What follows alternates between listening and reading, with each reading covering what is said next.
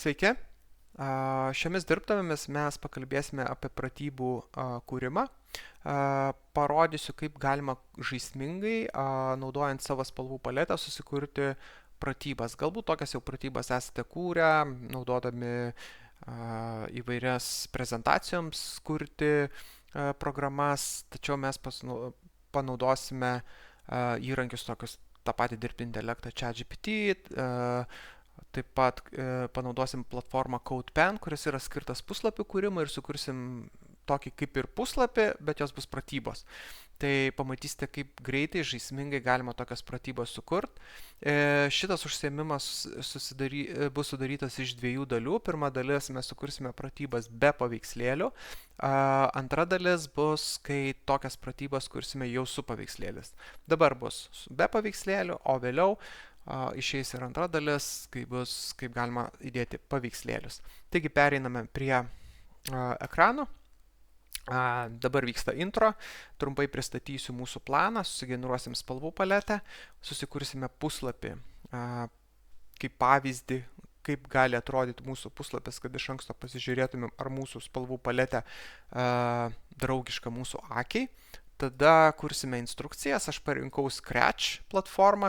Scratch platformą, tai pavyzdžiui, kaip veikėją valdyti, sukursime instrukcijas, pratybas, kaip sukurti Scratch veikėjo valdymą būtent pagal instrukcijas. Tai tos pratybos bus realiai instrukcijos, sudėti keli žingsniai, vaikas eidamas per žingsnius galės sukurti Scratch veikėjo valdymą. Čia kaip minėjau, kad tai gali būti nebūtinai Scratch, gali būti bet kokia tema. Pati mūsų ir užsiėmimo tema yra, kad bet kokią temą galite sukurti tokias pratybas. Tai gali būti gamtos pažinimas, gali būti matematika, gali būti fizika, gali būti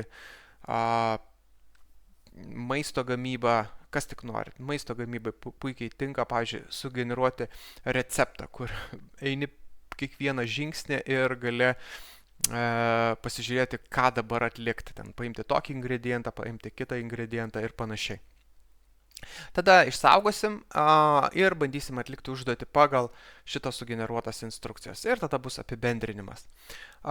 Taip, pereikime prie mūsų įrankių, labai greitai, trumpai įrankius. Tai naudosim ChatGPT kaip mūsų pagrindinį asistentą.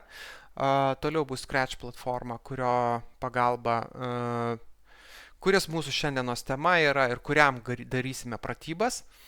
Bet kaip ir minėjau, nebūtinai Scratch turi būti. Ir toliau kitas įrankis yra CodePen, kuris bus mūsų pagrindas būtent tom pratybom sukurti. Taip, su CodePen sukursime du rezultatus. Šiuo užsiėmimu tai bus vienas rezultatas būtent pavyzdinis su mūsų stiliais, mūsų spalvų paletė. Ir tada kitas bus konkrečiai jau pačios pratybos. Einame ChatGPT ir paprašykime, kad mums sukurtų spalvų paletę. Sukurk spalvų paletę. Sakysime svetainiai, nes realiai CodePen įrankis skirtas svetainėms kurti ir mūsų pratybos bus svetainės pagrindu. Sukurk spalvų paletę svetainiai pagal prisektą nuotrauką. Jūs galite naudoti savo mokyklos logotipą, pavyzdžiui, prisekti mokyklos logotipą ir naudoti mokyklos logotipo spalvas. Galite kitas spalvas. Galbūt kiekvienas mokytojas turi savo kažkokį tai stilių, brandą, kurį nori išlaikyti ir, pavyzdžiui, akcentuoti savo pratybose. Tai pagal prisektą nuotrauką aš panaudosiu savo tiesiog atvaizdą ir galėsiu pasakyti išryškinti, kurios spalvos gali būti išryškintos. Taip, užkelsiu nuotrauką. Tarkime šitą nuotrauką, kurią dabar mane matot. Pagal prisektą nuotrauką galiu papildomai pridėti, ką noriu labiau išryškinti. Aš, pavyzdžiui, norėsiu, kad mano puslapiuose fonas būtų juodos spalvos.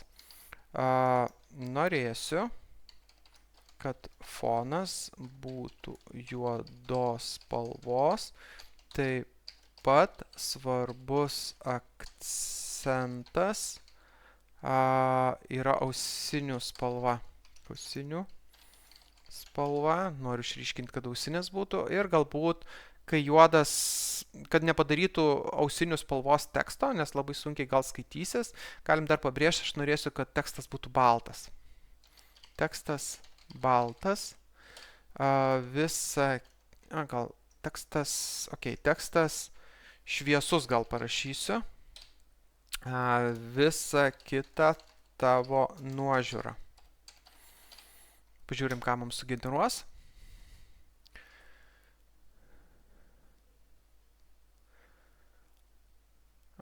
Truputį palaukti. Ir sukuria. Akcentai.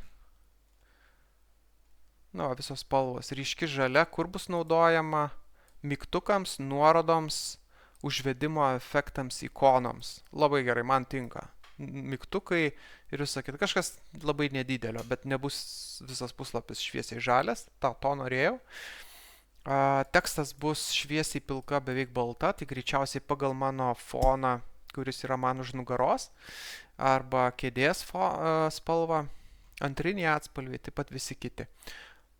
Labai gerai. Ir visą kitą galima skaityti. Galima visą šitą prašymą kažkur pasidėti ir naudoti, kaip taisyklę, kaip mes kursime visas pratybas savo. Tarkime, norėsite sukurti labai daug pratybų rinkinį ir visos norėsite išlaikyti tą patį stilių. Dabar galim paprašyti, kad sukurtų mums pavyzdinį puslapį su šiuo stiliu. Sukurk pavyzdinį puslapį CodePen.io platformai su šiomis spalvomis.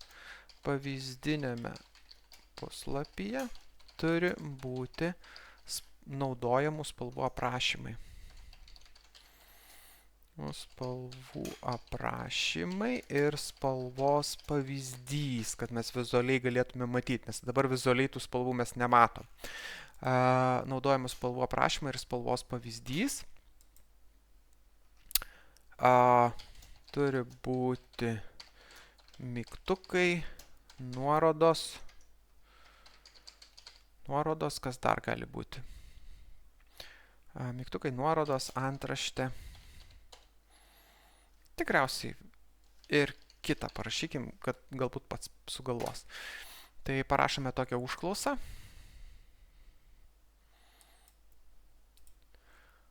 Taip, HTML sugeneravo. Iš karto atkreipiu dėmesį, kadangi mes kalbam apie CodePen platformą, tai dažnai blogai generuoja HTML, bet pasakysiu, kur reikia atkreipti dėmesį. Į CodePen, kol generuoja, aš gal nueisiu į CodePen. Pas mane trečias tabas viršuje. Ir spaudžiame pen mygtuką. Ir yra 3 dalis. HTML, CSS, JavaScript. Kartais ChatGPT generuoja HTML ne visai gerai. Jis jį gerai sugeneruoja, bet jo per daug kodo įdeda. Kur reikia atkreipti dėmesį, tai yra pradžios nereikia ir nereikia pabaigos. Aš galiu parodyti visai kopijuoti, bet pamatysit, kad nepriima tiesiog tokio kodo. Tai tarsi kaip ir sugeneravom, spaudžiu copy mygtuką, einu į CodePen, įklijuoju. Tai truputį reikia žinių, jis kaip ir sugeneruoja mums visą turinį, bet meta klaidą. Klaida yra tokia, kad just HTML that goes in the body goes here. Tik tais tas HTML kodas eina, kuris yra body dalyje.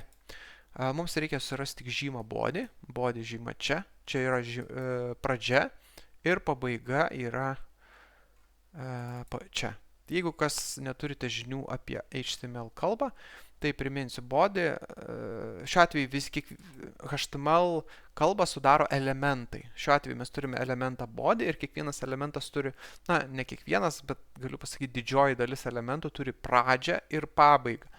Tai pradžia elemento prasideda tokiais kampiniais skliaustais, daugiau mažiau skliaustais, arba mažiau daugiau, gal taip teisingiau, ir viduje esančių tam tikrų žodelių. Tai body pradžia ir body pabaigos žyma, elemento pabaiga, visada turi tokį pakreiptą brūkšnelį. Tai visur, kur yra pabaigtas, reiškia, čia yra šito elemento pabaiga. Tai dabar, kas nepatinka būtent tam CodePen, kur ką tik man klaidą metė, tai jam nereikia įdėti viso HTML failo turinio, jam reikalingas tik tai, kas yra body elemente. Tai yra kas viduje, nu tarsi skliausteliuose. Viskas, kas skliausteliuose. Tai apačioj nutrinu HTML ir body, lieka tik tais footer, viršų lygiai taip pat nuo body imtinai nutrinu viską iki viršaus. Ir viskas. Čia aišku niekas nepasikeitė, jis bet kuriuo atveju rodės, bet visada įspės, kad to nereikia. Nu, tų dalių nereikia. Aišku, galima paprašyti ChatGPT, kad jis pergeneruotų, negeneruotų tos dalies, bet jeigu žinom, galim tiesiog ignoruoti, kaip sugeneravo. Visa kita daugiau keisti nieko nereikės, paprastai gerai generuoja. Tai kopijuojam CSS, CSS yra stiliaus kalba ir įsiklijuojam CSS. Ir žiūrėkit, aš jau turiu pavyzdinį puslapį. O, koks pavyzdinis. Turiu spalvų pavyzdžius. Pavyzdinė nuorodos. Nuorodos bus tokios šviesiai žalios, o mygtukai bus tokie. Irgi šviesiai žali, tik tai su fonu. Tai galbūt aš noriu, kad mažesnis. Man per didelis. Gerai, bet galim įklijuoti JavaScripto kaip ir nereikia, nes JavaScriptas mes nekuriam dar veikimo pačio. Paprašykim, kad noriu, kad spalvų pavyzdžiai būtų sąraše ir maži, kad galėčiau nukopijuoti. Noriu, kad spalvų pavyzdžiai būtų sąraše ir maži, kad galėčiau nukopijuoti. HTML realiai atnaujinamas. Žiūrėsiu, ar CSS gali būti irgi atnaujintas. Jo, jis tada deda į sąrašą. Pažiūrėkime, ar prieš tai dėjo į sąrašą. Jeigu žiūriu viršų, jo, prieš tai nebuvo sąrašas, buvo kiti elementai naudojami. Yra toks section elementas. Čia naudojamas yra elementas, kuris yra sąrašo elementas. O, CSS irgi keičiasi. Tai HTML vėlgi nekopijuojam viso. Galime realiai netgi paimti tik tais be body dalies. Body paliekam nuo footer iki body neimtinai. Body lieka nepažymėtas ir nukopijuojam. Copy. Einam į CodePen. Įklijuojam. Jo, pasikeitė. Dabar CSS. CSS visas. Copy. Ir įklijuojam. Ir žiūrim kaip. O, labai faina, gražu, neperkrauta. Ir dabar, jeigu man reikės, aš galiu tuos visus pasižymėti ir nukopijuoti. Ir kažkam duoti. Spalvų kodai čia yra svarbiausia. Pavyzdžiui, tam pačiam ChatGPT kitą kartą generuojant savo stiliuką, galima duoti va šitą sąrašą ir čia bus nuoroda, o čia mygtukas. Tai va, mano stilius bus toks tamsus, šiuolaikiškas, su neoniniam spalvom, toks kietas. Taip, kairėje pusėje viršuje mygtukas ir čia galime pasivadinti spalvų paletė. Aš savo niką įdėsiu, bus mano spalvų paletė. Ir viskas. Peržiūrėti galima paspaudus, išsaugoti pirmiausia reikėtų, save mygtukas. Išsaugojus atsiranda pačioje galimybė dalintis, apačioje yra toks kvadratėlis su rodiklė. Spaudžiame ir šitą galima dalintis. Šitą nuorodą viršutinę galima dalinti su bet ko ir bet kas jūsų spalvų paletė. Pavyzdžiui, jeigu sukūrėte mokyklos visų pratybų dizainą, šitą galite pasidalinti su kitais mokytojais, kurie galės kurti pratybas. Tai mes jau turime dizainą, pereiname prie kito žingsnio. Instrukcijų kūrimas Scratch veikėjo valdymui. Tai dabar galime visada nusikopijuoti šitas ir išbandyti, ar tikrai veikia šitos stilius. Nueiti į ChatGPT tą patį, šitą langą uždaryti, pradėti tiesiog naują pokalbį. Naujas pokalbis ir sakyti, turiu stilių. Čia įklijuojam tą stilių. Tiesiog nukopijuojam iš puslapio, jis supras. Kodus jis puikiai supranta, žino, kad čia juodos spalvos kodas, čia ryškiai žalios spalvos kodas, čia šviesus tekstas ir taip toliau. Ir tada apačioj, beje, Enter nespauskite, o Shift Enter nueinate į kitą eilutę, nes jeigu Enter paspausite, išsiųsite užklausą. Tai čia parašote, ko jūs norite. Noriu sukurti pratybas su šiuo stiliumi CodePen platformoje. Pratybų tema. Klaidas išsitaisome, kad gėdos savo nepasidaryčiau. Pratybų tema bus Scratch veikėjo valdymas. Galime iš karto paprašyti, kad generuotų, jis paveiksliukų ChatGPT tikrai nesugeneruos, tai bus labiau rankinis darbas ir tai bus antroje dalyje apie tai. Bet mes jau čia galime numatyti, kad mes norėsim tokių paveiksliukų ir tegul pats dirbtinis intelektas numato vietas, kuriuose bus tie paveiksliukai, kuriuos mes vėliau įdėsime. Kol kas darysim be paveiksliukų, bet su numatymu, kad tos turės būti paveiksliukai. Scratch veikėjo valdymas, gal papildykim rodyklėmis. Gal dar tiksliau klaviatūros rodyklėmis. Gerai. Papildykime, kad žingsnių skaičių numatyk pats. Galim trumpai parašyti apie kiekvieną žingsnį. Kiekvienas žingsnis tai trumpa instrukcija, ką reikia padaryti. Atlikus turi būti galimybė paspausti mygtuką kitas jos raidės. Taip pat pažymėkime, kad visada turi būti galimybė grįžti į ankstesnį žingsnį. Turi būti galimybė grįžti į ankstesnį žingsnį, tai atgal, tarkime, mygtukas. Lyg ir viskas. Taip pat, neparašiau dar, taip pat numatyk ir įrašyk, kad reikia iliustracijos. Bandom, jeigu ką pataisysim. O tokį parašėm angliškai būtų prompt. Jis vėl visą generuoja. Nieko tokio paprašysim.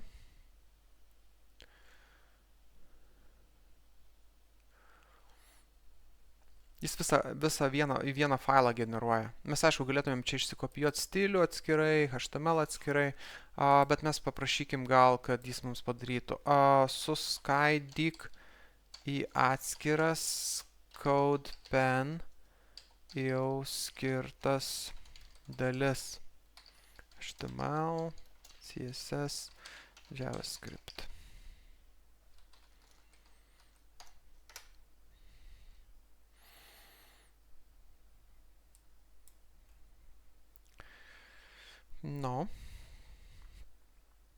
Tai va, jis suskaitys mums į atskiras dalis, pradėjo dalyti. HTML, dabar jau gerai generuoja. O žiūrėkit, kiek kodo daugiau atsirado. Kiekvienas žingsnis, matot, atskiras segmentas yra. Vienas segmentas, antras segmentas ir taip toliau. Visas. Man sukūrė kiek žingsnių? 7 žingsnių. Labai gerai. Pabandom nukopijuoti ir įklijuoti į...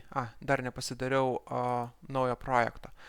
Naują projektą galima pasidaryti tiesiog spauskit ant šito figūros, kairėje pusėje baltos, ir pateksite į vėl pagrindinį puslapį ir visada spaudžiate pen.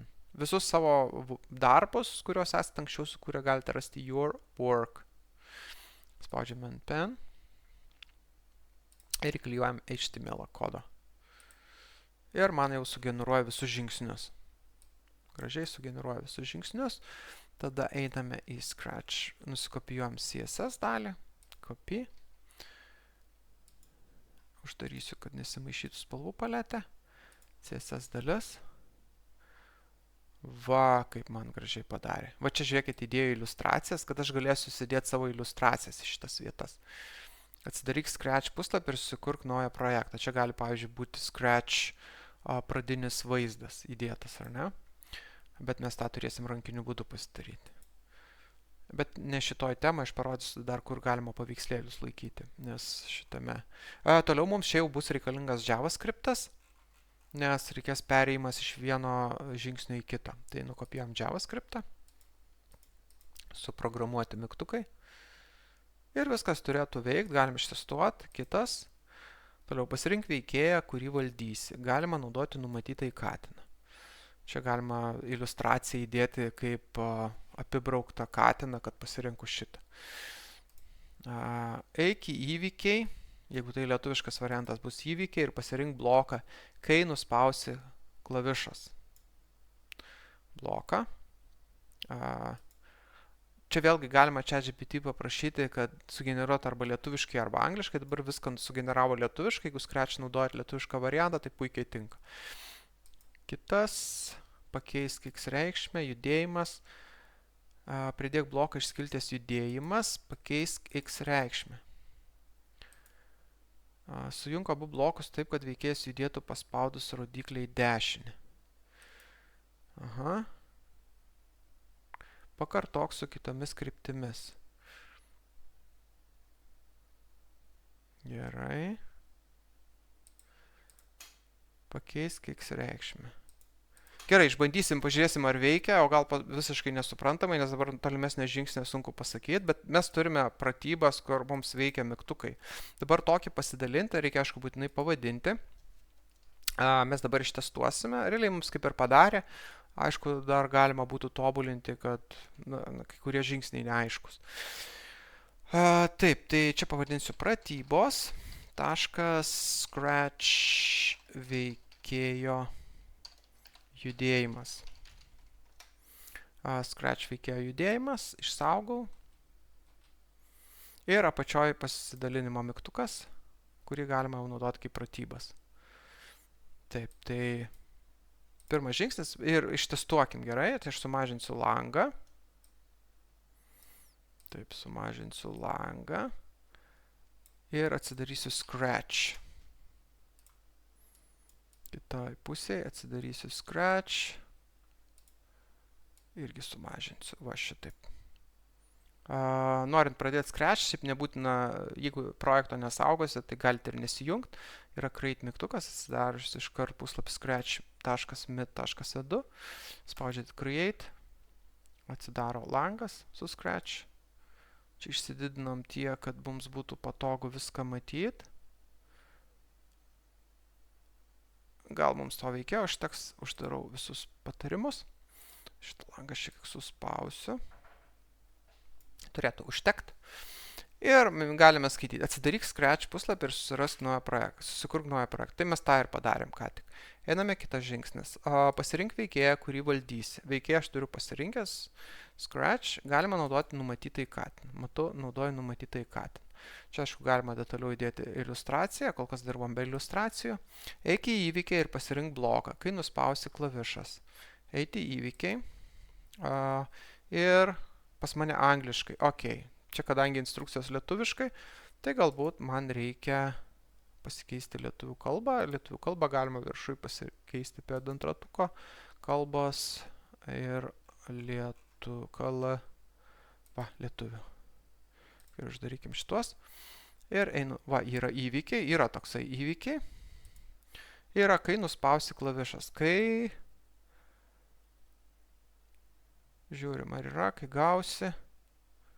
Tai šitas greičiausiai labai panašus, bet ne toks, dėja. Ne visai teisingai, čia galbūt reikėtų patikslinti. Dabar kaip reikėtų pratybas pataisyti. Pavyzdžiui, kai kurias vietas galite pasitaisyti patys. Nereikia ChatGPT prašyti, aišku, galite prašyti.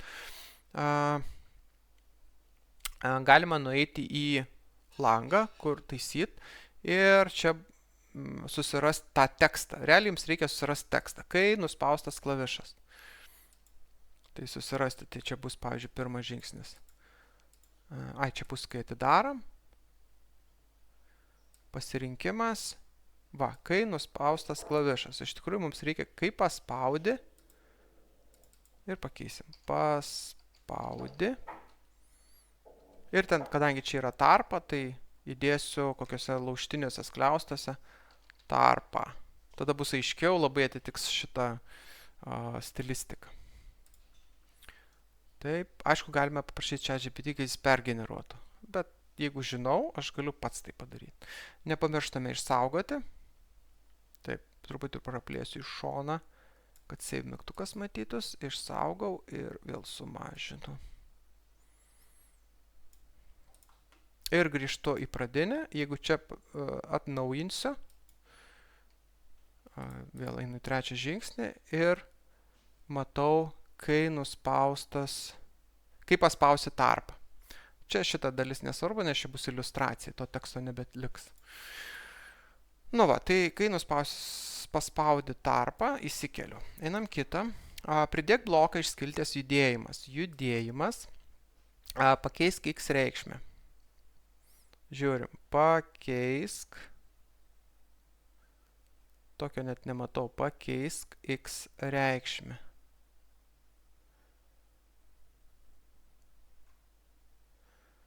Pakeisk, čia yra koordinatės.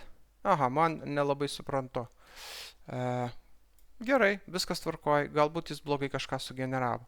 Tai einame į ChatGPT ir gerai išdidinu atgal, pom, langą visą gal per visą ir tada nėra tokio blokelio ir kaip tai susiję su rodyklių judėjimu. Gerai, pažiūrim, ką jis pasakys. Puikiai pastaba. Nėra tokio blokelio, pavadinimu pakeisk x reikšmę, bet yra keisk x reikšmę. Change x by. Aha. Tai angliškai, dar net pridėjo change x by. Tai mes galime šitoj vietoje visada prašyti, kai darome instrukcijas, kad būtinai pridėtos skliaustelius ir anglišką pavadinimą, tai bus lengviau gaudytis, nes vieni turi lietuviškus, kiti angliškus pavadinimus. Galim paprašyti pergeneruok visą HTML kodą. Nu, kad man nereiktų vargti, tiesiog pergeneruotų.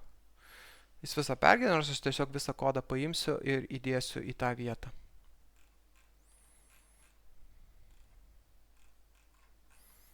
Nukopijuojam ir įklijuojam čia, išsaugom ir einame vėl į tas pratybas, paspaudžiame refresh, einame žingsnį, 1, 2, kai nuspaustas klavišas, keisk x reikšmę 10. Ok.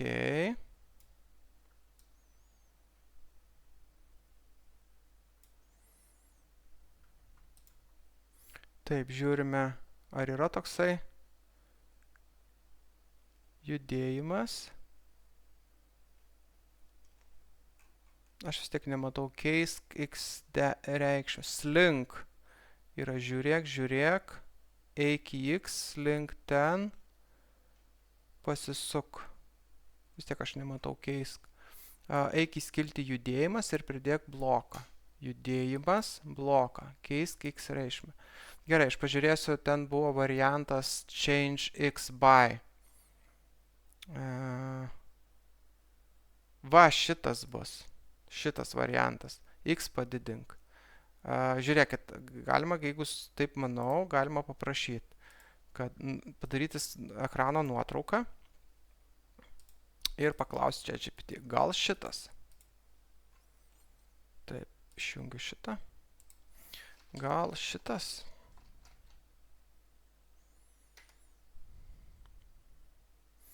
Su lietuvių kalba gali būti Scratch problemos, nes ChatGPT turi vieną informaciją, bet su anglų kalba nebūtų problemų. Taip, šis blokas yra teisingas. Lietuviškas Scratch jis vadinasi, dabar jau išsiaiškina. Taigi reikia atnaujinti 4 žingsnio instrukciją. X padidink 10.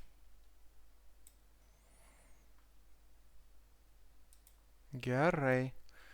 Tai mums pratybos svarbiausia tikslas yra ir aš galiu šitą atnaujinti. Einu į pratybas ir pratybose. Gal geriau ne. Tegul dirbas ChatGPT.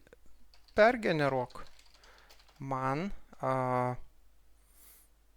HTML ir pažiūrėk, ar kiti žingsniai teisingi.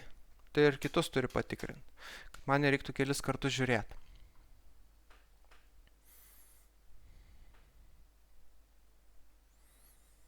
Nu va, jis pasisako, puiku, peržiūrėjau visus žingsnius, patikrinau jų tikslumą pagal Scratch lietuvišką versiją ir pergeneruoju. Patikrinsimės jį.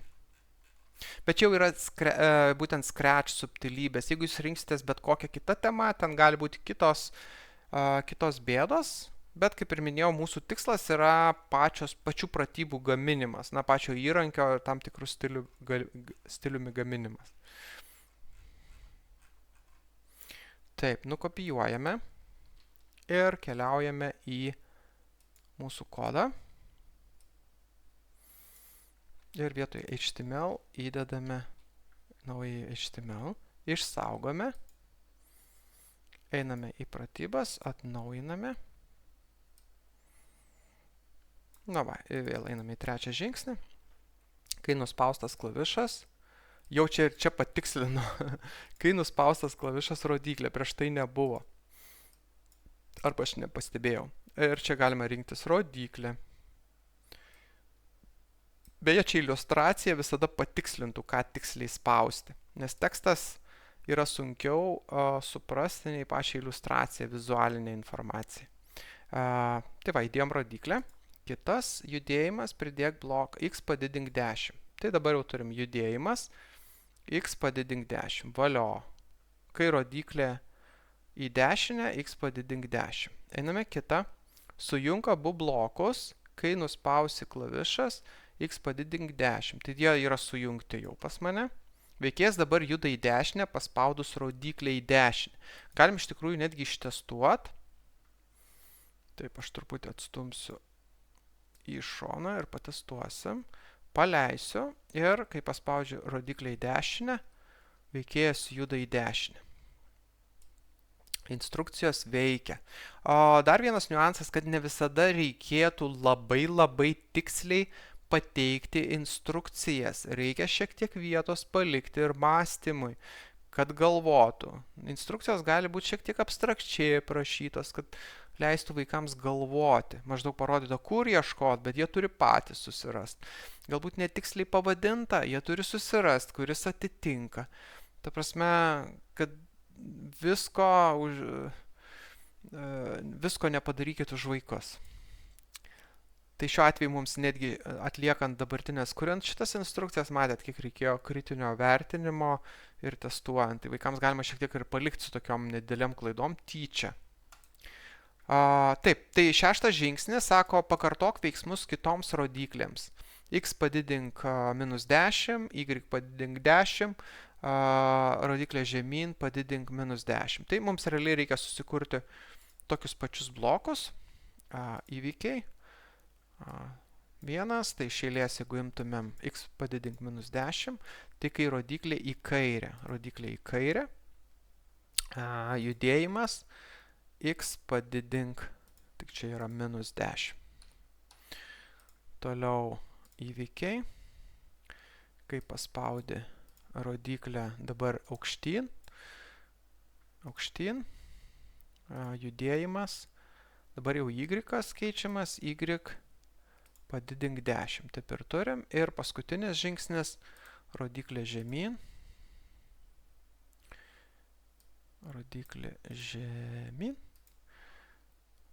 Y -10. Tai einame judėjimas, y padidink -10. Taip pagal koordinačių sistemą -10. O viskas, einame kitas. Paspaus žalią vėliavėlę ir naudodamas rodiklių klavišus išbandyk savo projektą. Ar veikėjas juda visomis kryptimis. Pavyzdžiui, čia galime iliustraciją įdėti, netgi sukurti gifuką, judantį paveikslėlį ir parodyti, kad juda jis į visas pusės. Vaikams parodyti, koks galutinis rezultatas turi būti. Bet apie paveikslėlių iliustracijas darysiu antroje dalyje. Ir žiūrim, katinukas juda visomis kryptimis. Valdymas, veikėjo valdymas. Taip, viskas baigė, visada galima grįžti atgal ir viskas tiek. Tiek šį kartą aš turėsiu keletą šitą kaip ir baigiame. Dabar trumpas apibendrinimas. Išsaugojom, netgi išbandėme instrukcijas, jos daugiau mažiau veikia, buvo tokių niuansų, bet jų visada, programuotojų pasaulyje visada jų atsitinka. Ir toliau apibendrinimas, kai buvo intro, taip yra outro. Tai apibendrinant, ką noriu pasakyti, naudokit, kurkit savo pratybas, dalinkitės pratybas su kitais mokytojais, tarpusavėje dalinkitės įvairiomis temomis pratybomis, kuo daugiau pratybų turėsite tarpusavyje, tuo bus daugiau sukurta metodinės medžiagos, įvairių užduočių, pasidalinti savo idėjomis, kaip sakoma, kolektyvinis intelektas yra geriau nei vieno žmogaus intelektas. Tai ateityje, jeigu norite daugiau panašių video, tiesiog prenumeruokit mano kanalą ir aš tokių video sukursiu daugiau įvairių pratybų ir patarimų, kaip galima išnaudoti dirbtinį intelektą, kuriant, palengvinant savo darbą ir kuriant netgi kuo labiau interaktyvesnį, įdomesnį, labiau įtraukiančią medžiagą. Tai tiek. Iki.